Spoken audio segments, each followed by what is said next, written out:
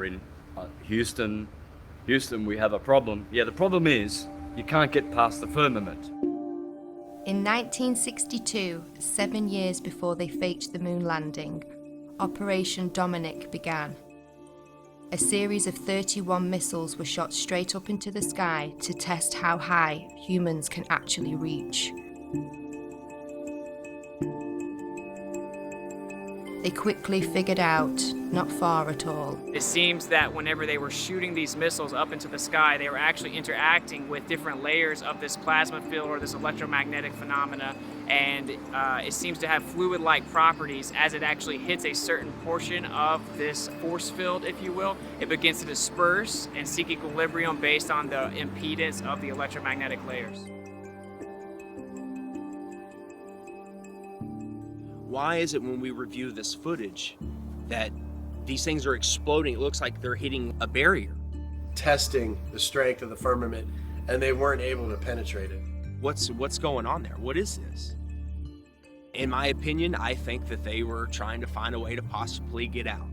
There's a firmament above us. So everything is as above, so below. Obviously, many people are becoming aware that there's a firmament above that many people are now starting to realize is impenetrable. No matter what you do, you can't go straight up in the air and keep going. An interesting rocket launch was the amateur Go Fast rocket. They gave us something that NASA and SpaceX never gives us, an uninterrupted feed from their camera. If you watch a NASA launch or a SpaceX launch, there's 4, 5, 6 cuts before it even clears the launch pad. Gave us an uninterrupted 72 miles, I think. Went up, and all of a sudden it went kerplunk, it hit something. It went up, and it appears to have hit the firmament. One thing I really want your generation to embrace is that the Earth is a closed system. We cannot leave the Earth.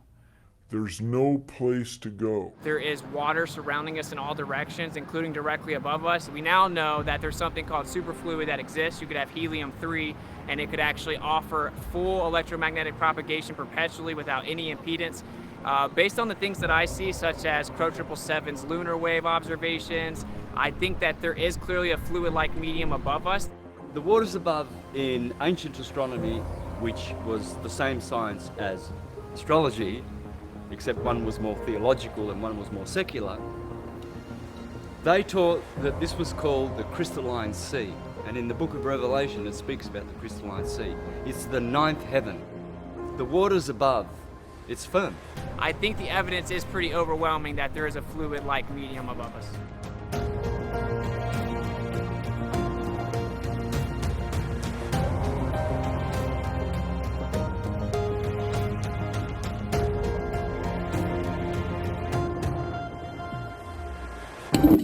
What I can tell you for sure is the water above is level, because all water finds and maintains level. I feel that's the next wave of enlightenment, is now more and more people realizing as above, so below. And the only way we can get above or below is to go within and tune our frequency to that of which surpasses and passes through. Who knows, maybe there is some kind of firmament, and we're underwater. We could be underwater. Maybe there's water above the firmament and then water down here. That could possibly be why the sky is blue, because behind it is the firmament which holds back water. As above, so below. God's throne does not sit on a convex, silly snow globe, okay? The firmament, the waters above, where he separated the waters below from above, they're flat and level. It's the sky plane. The sky only appears to curve, just like the ground. There is no curvature in the sky. There's no curvature on the earth. Well, Dave, the SpaceX Falcon 9 is going to launch from Vandenberg Air Force Base, and it's going to launch in just about a minute, maybe a little less here. Just see the trail it's leaving behind. Absolutely amazing, and to describe it to you, you can see it, but from the ground, it almost looks as though Some of these rockets look like they're scraping across a watery firmament, kind of like a boat dragging something through the water. You see what resembles a speedboat going through water. you'll see the rocket hit the firmament, explode like watery, and then it will skim along the surface of the firmament. Why is that? Well, because it's hydrogen. It's water. I'm not sure what they're doing, but they're not flying into space. It's almost like they're just throwing it in your face. Look, we're running into a solid barrier. These rockets literally look like they're bouncing off the ocean, like a boat in the ocean, creating waves. Look at it. Look at the footage. Look at that. They're putting it in our face. It's soft disclosure. They can't just come out and say there's a firmament, we're on a flat earth or whatever else. They can't just come out and say it. They have to show breadcrumbs. They got to show a trail of breadcrumbs. They have to boil the frog slowly. People say, well, what's under the flat earth? Because they're thinking of a disk floating in space. We don't know what's under the flat earth because the deepest hole is 7.8 miles. And while they were digging that hole, while they were drilling that hole, they were using ground penetrating radar to see what they're going to hit next.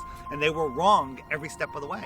No more rocks, no more water. They hit rocks, they hit water, right? They were wrong. And then they hit an impenetrable barrier. They tried for years to get through and they couldn't. And then they gave up. But then somehow we have a meme that shows us a cross-section of the earth, the next 4,000 miles. They know exactly what's there. They couldn't get the first 7.8 miles right, but they know the next 4,000. And everyone's seen the meme of the earth with the molten magnetic core. Another thing that they're laughing at us, because you can't have a molten magnet. Any magnet of any type, you heat it up and before it melts, it hits the Curie point and it loses all its magnetism. Have y'all heard about the recent claim from the heliocentric priests? They're saying that the core has stopped spinning and it's now spinning the opposite direction, which is going to cause all this chaos. Well, this morning we are learning about a shift in the Earth's inner core that sounds like the plot of a Hollywood blockbuster. Scientists say our planet's solid core, which is actually disconnected from the rest of the Earth's layers, may actually have stopped rotating and could even reverse course. What does this mean? Well, at first it sounds like something from a Hollywood movie. Right. The script says, oh my God, the core of the Earth is spinning backwards. How do they know this? I just want to know, how do they know what the core is doing if they've only been down 8 miles? How is that possible? We've only, as humans, dug down a maximum depth of 8 miles. How do they know what's 3,000 miles down? Makes no sense. So if you look at a magnetic field on our ferrocell, you have something called the inertial plane or the block domain wall. That would be where we reside. We live within a magnetic field. And you can only go so far down before you're actually going to have the reciprocation of that energy or that magnetic field. We know the deepest hole ever dug is around 7.8 miles, which seemingly correlates to the deepest area in the ocean, of course, the Mariana Trench. So the way that I see it is you're actually living on the inertial plane within the magnetic field, which actually then begins to make all celestial phenomena fit perfect within the toroid. And of course, this entire idea that there's this magic magma core made of nickel and iron that's spinning at a different speed than the Earth spins is a complete fiction made up of seismic activity and speculation. And actually, when you look further into that, they say that that causes the magnetic field with something called convection currents. You have the geomagnetic field from the geodynamo model, and actually you would have a symmetrical magnetic field coming from the core. As it is a sphere, you would have the same magnetic field in the north and the south. But what the evidence actually shows is that it is not symmetrical at all, and in the south, the magnetic field gets up to 30% weaker. There's something called the South Atlantic anomaly, which shows that it 100% is not some symmetrical dynamo effect causing the magnetic field. If you actually look further into the dynamo model, there's about 50 questions that have gone unanswered. They can't even get the math to work with supercomputers. It's pure speculation that they can't get to work, and it seems that actually we are just prohibited from going too far down based on pressure mediation within a magnetic field. There was a famous scientist that sent a submarine down and hit the bottom of the ocean and wasn't able to penetrate the bottom of the ocean, as if there was some type of water barrier firmament.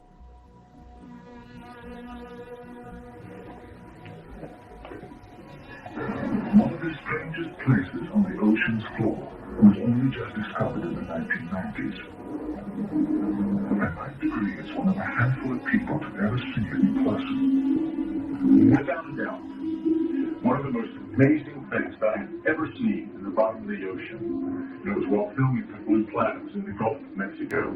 I noticed there's something out in the distance. Couldn't tell exactly what, but it looked like a dark band.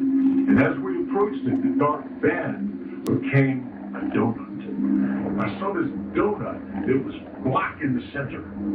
What the heck is that? And so as we get closer and closer to it, I noticed that the black band had what appeared to be kind of steam over it. And then I looked, and there was water lapping against the shoreline. This band was a ring of mussels. And inside the ring of mussels was a lake.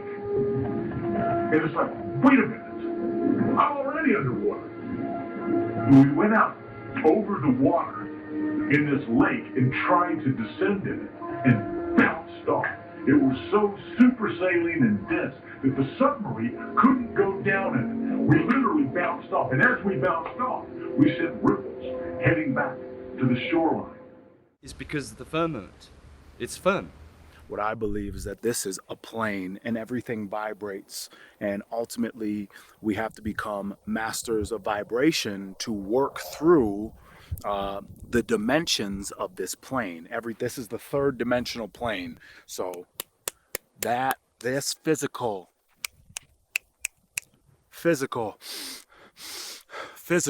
this is the physical plane. Now, if we close our eyes and we envision something, our brain doesn't know the difference between a thought and actual reality. So they teach us about gravity when we're young kids, because when you're a young kid, you kind of believe everything that you hear. They tell us that gravity was discovered by a guy named Isaac Newton. And by the time he was 23, he had discovered gravity, invented calculus, and trigonometry. Well, I'm telling you right now, none of that happened. Gravity's just a theory and an excuse, really. It's real simple. If there's a force strong enough to hold oceans to the planet, there's a force. We should all be stuck to the ground. You know, the force can hold buildings, skyscrapers, tanks, ships to it, but it can't hold a helium balloon. Helium balloon just flies away, smoke just flies. Everything should be stuck to the ground like a magnet. If there's a force holding oceans to it, it doesn't make any sense. Once you look at gravity and you try to prove that it's real, you'll discover there's no proof of it, and that there is only proof of density, buoyancy, and electrostatics. Electrostatics is a proven thing. We all know that a positive and a negative will attract towards each other. So the Earth has a neutral or negative charge. Everything above it has a positive charge, and it is attracted to it. Everything that exists is electric. There's not one thing that exists in the entire world that is not electric. It's actually the unifying force that keeps everything here, holds everything together, and everything seeks equilibrium based on that. So everything's trying to find a state of rest based on its electric phenomena or its electric nature within the environment that we exist within. And then when you start to look further into it, you find out that on the smallest scale, electrostatics is significantly stronger than gravity is even claimed to be. Magnitudes greater, 10 to the 36 power to be specific.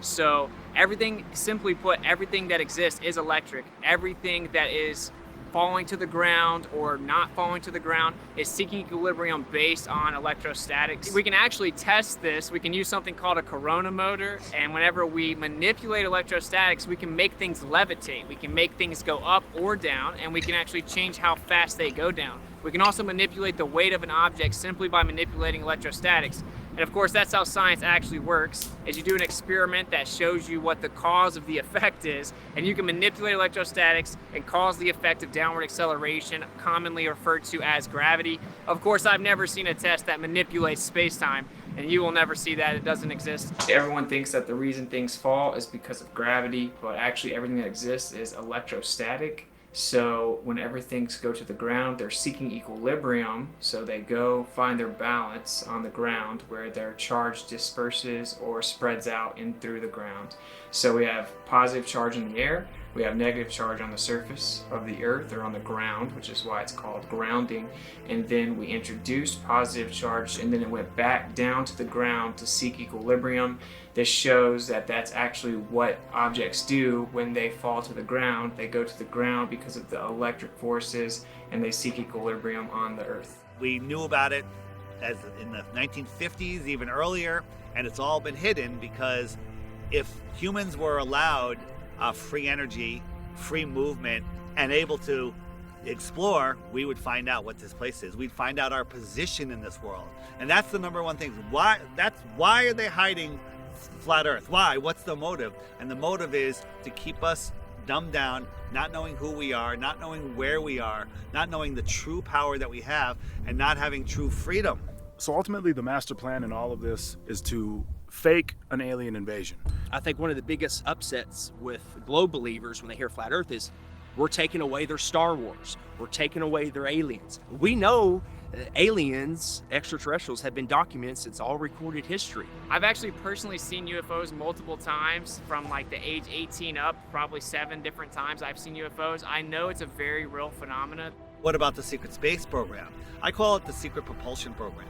They're using electrostatics and other technology to maneuver around. Maybe they're even just pulling energy out of the air. We can go back to, I think it was Reagan in his famous United Nations speech, talking about the world coming together, facing a universal threat. Perhaps we need some outside universal threat to make us recognize this common bound. I occasionally think how quickly our differences worldwide would vanish if we were facing an alien threat from outside this world. They knew back then that that's the best way, the most powerful way to get everyone to unite into a one world government. If suddenly there was a threat to this world from some other species, from another planet, outside in the universe, we'd forget all the little local differences that we have between our countries, and we would find out once and for all that we really are all human beings here on this earth together. Well, I don't suppose we can wait for some alien race to come down and threaten us, but I think that between us we can bring about that realization. We did secure some footage of the flying disc in the hangar. The code name for the project is Equipe, and it has been designed for humans to fly. We asked the scientist in charge of the project what propulsion system the craft uses, but he would not divulge what he called classified information. As to how much of it is man-made or something that maybe you wouldn't understand, that's a great question, who knows? But I think that they've simply reverse engineered ancient technology and then hid it from the masses so that we don't know what it is. And you can look back at the Germans and they explain that we're using electrogravitic propulsion. And so with electrogravitic propulsion, you could attain perpetual flight, you could defy, quote unquote, defy physics, you could attain all kinds of changes in angular momentum on a dime. Man-made technology that we don't understand yet. I don't know, maybe there's other humanoids or aliens, whatever you want to call them, like that way and that way, but up there, I don't believe it. UFOs are real. You guys are just confused where they come from. They don't come from some far-off planet trillions of light years away. They come from the outer lands and possibly under the ocean. I personally believe that the government is so evil that they're devising any type of plan that they can to manipulate people into one world government. They call it the New World Order. One way that they can manipulate people is by destroying cities with missiles and lasers and all sorts of destructive bombs, and then they could blame it on aliens. They could say that aliens are coming when really it's our own government. Now man has reverse engineered that, so we do have them here now. We know our government has this technology. If they fake an alien invasion, they get the New World Order, which they want. They thought COVID lockdowns were bad. We found out that they pretty much lied to us about everything to push an agenda of more total control. We're closer than we've ever been to World War III, all of this other stuff. And now the only way for them to truly, in my mind, get what they want or supersede the timeline, speed up the timeline, is to fake an alien invasion. The moment they do that, everybody panics. The government has to step in as a one world government. All governments come together to fight an outer worldly threat. And then we're all in lockdown like you wouldn't believe, because we got to be aware of the alien viruses. I mean, we're already scared of the human viruses. Now we got to be scared of the alien viruses, and we're so that's, I think, the end game. And it's pretty easy to see that that's what they're gearing up for. That's why they're telling us there's a mothership in our... No, shut the Like, we've had this technology for years. They've taken our focus and put it up there and not to the outer lands or the extraterrestrial areas. When someone says extraterrestrial, what does that mean? It means extra terrain. So it's a lot more prevalent that the world is bigger than we know, in my opinion, than these beings are traveling millions of miles or light years away to come here. I believe they won't let us go past Antarctica. So if they won't let us go past Antarctica, my favorite show in the world is Attack on Titan. I believe they're telling us things through shows, that being one of them, that there is potential for other land outside of what we know. If there's more land out there, then why are we paying $1,500 a month to live? Or California, people are paying $3,000 to $4,000 a month in rent to live. Why would we have to do that if all of our world could fit into Texas, and then there was more land other places? Like, obviously it makes more sense. You can still have that concept, that idea, that belief, whatever you want to call it. You can still have that on flat Earth. You're not trapped in a snow globe. I honestly do believe that the government is hiding more land. There could be thousands of continents. There's definitely more than 7. I'll bet my life on it.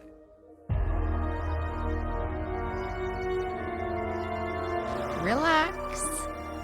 This is only a visual concept, although this is scientifically possible. They have advanced aircraft that can do incredible things and move incredible speeds, but it's for here. It's for exploring this world, not scientifically impossible outer space. Little green men running around, abducting people. That's the Hollywood mainstream narrative. There are underground caverns.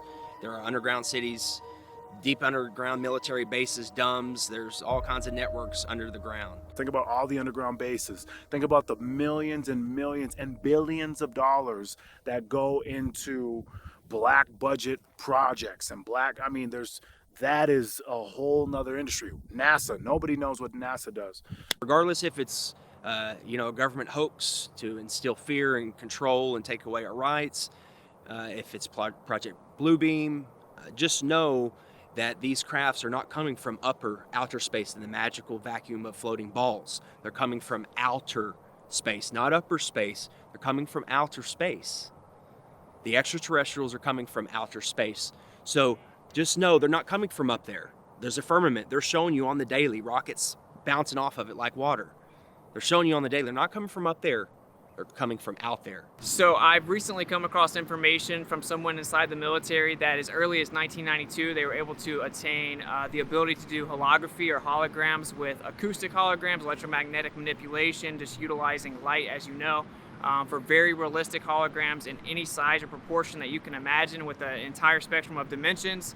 So I would just encourage anyone that does begin to see this activity in the sky to always keep in mind that it could be simple hologram technology used to manipulate you emotionally to get you to be in a state of fear. Of course, we've been warning people about that for over 7-8 years, that Bluebeam was given to us as a warning via the Secretary of Von Braun that will be their last card. He would repeat to me over and over, and the last card, the last card, the last card would be the extraterrestrial threat.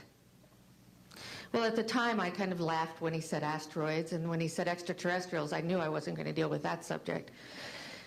And now we hear on the news just today, this week, that they've slid in another enemy. Only this time we're going to protect our satellites. In other words, we have to have some reason to spend these trillions, to waste these dollars on a space-based weapon system, and they're all lies. A lie, a spin.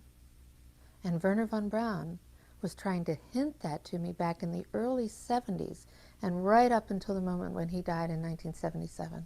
What he told me is that there's an accelerated effort in place. He didn't mention a timeline, but he said that it was going to be speeding up faster than anybody could possibly imagine, and that the last card that was being held was the extraterrestrial enemy card.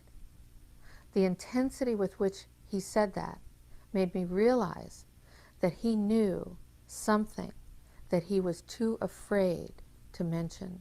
He was too afraid to talk about it. He would not tell me the details. I'm not sure that I would have absorbed them if he had told me the details or even believed him in 1974. But there was no question that that man knew and had a need to know, I found out. The look in his eyes made it clear to me that he knew that there was something going on that was a big secret that he could not divulge. That'll probably be their last card. I think that's where they're heading. They've got the technology, they've got amazing advanced stuff which they've held from us, the elite families, for millennia. And also, there's patents for this, guys. There's patents, old documents, patents, U.S. government, Russia government, German government, everyone. They have patents, documents from dating back to the early 1900s of building these machines by hand. Why are they building these machines? For what? What is the whole plan? If these are some special things coming from above, then why does man have to build them here to scare you with them? Why does man have to create blue beam technology to, coming soon, scare you with this stuff? Because none of it's coming from above you. None of it is random, okay? It's either coming from the outer lands, under the ocean, or they're man-made, or blue beam, or all the combination of what I just said. But there's nothing coming from above your head, so please stop. Stop holding on to your alien bullshit. Let your ball go. My name is Joseph Spencer. I was known as a man in black. Following 7 years acting as a counterintelligence agent for the CIA, I was recruited for a new assignment that entailed working within above top secret operations. I was aware of the black budget projects, but never knew the context of them due to their high level of secrecy. Even the president was denied access to their inner workings. Annually, billions of dollars are poured into black projects, which operate without any supervision or intrusion. They have full autonomy. The operations deal primarily with advancing military technologies, most of which have been reverse engineered from recovered alien spacecrafts that had either crashed or were shot down by our military. The public, sadly, will never, ever have knowledge of these operations. Since the early 1950s, scientists have been developing holographic technology, and over the years improved it to a state that we can only imagine. As I stood there staring at the bomber, which looked so absolutely real and solid that I could reach up and touch it, I contemplated the possibilities. What if this projection was 1,000 feet up in the sky? How would anyone know that that was an illusion? The Phoenix Lights craft, witnessed by 10,000 people, was the first grand-scale skybeam test upon the public. It succeeded beyond expectations.